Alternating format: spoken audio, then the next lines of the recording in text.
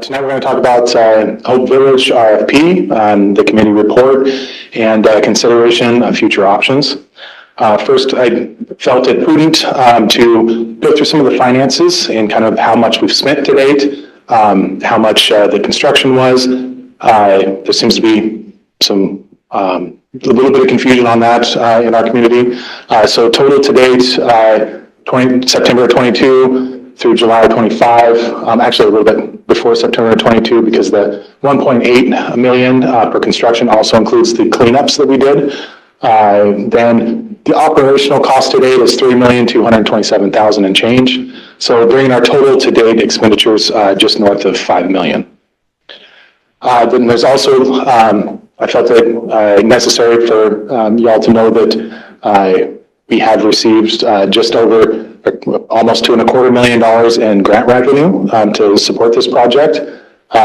We received $390,000 for the Department of Commerce grant, another Department of Commerce grant, $588, and then our last year just ended in July of this year, $1.2 million from also the Department of Commerce. So that brings the city contributed dollars to right at 2.8. So I want to go through the timeline of this year and kind of how we ended up where we're at today. So I believe this timeline was given to council via email a little bit earlier this week. But in January 23, council directed staff to start the RFP committee.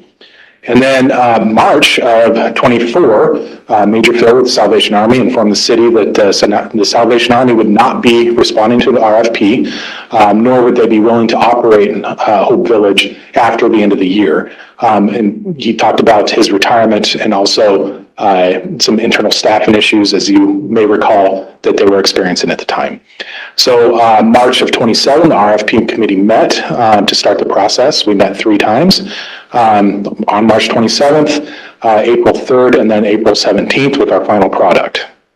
So pretty quick turnaround to work with a group of individuals to get a good final product at the end. April 24th, council reviewed the RFP and directed staff to publish. Council also directed staff to conduct an internal review of all expenditures of Hope Village, which was started shortly after. May 5th, the city directed Salvation Army to halt all intake unless referred by the city and asked the Salvation Army to focus on housing the existing residents. And this was an effort to aid in the transition to a new operator to allow them to stand the facility up, which was the plan at that point. May 5th as well, BHU started to write case management in Hope Village to try and to attempt the same goal.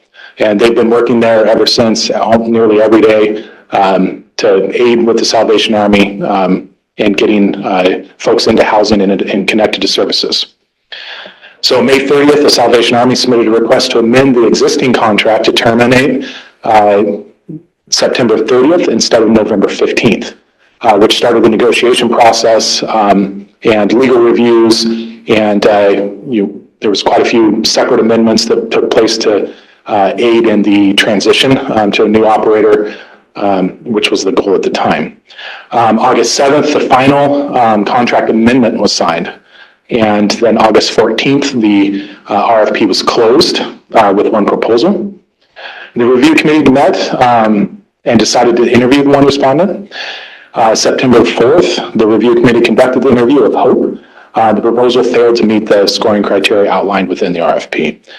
September 5th, the audit review status and update was provided to council, as well as that it does remain ongoing through the end of the contract term, and Salvation Army was provided the to-date questioned expenditures. And we plan on working and meeting with Salvation Army to clarify those that are in question and go over those that are not eligible for reimbursement. September 5th, also the respondent was notified as our standard RFP process that the proposal did not meet the scoring criteria outlined in the RFP, and that we will not be moving forward with a contract negotiation. Again, one quick slide here to go over the RFP. One proposal received, it was from Holistic Opportunities for Personal Evolution, which is a fantastic new entity, 501c3, that was stood up specifically to respond to this need. But unfortunately, the proposal just simply didn't meet it. The review committee rejected the proposal.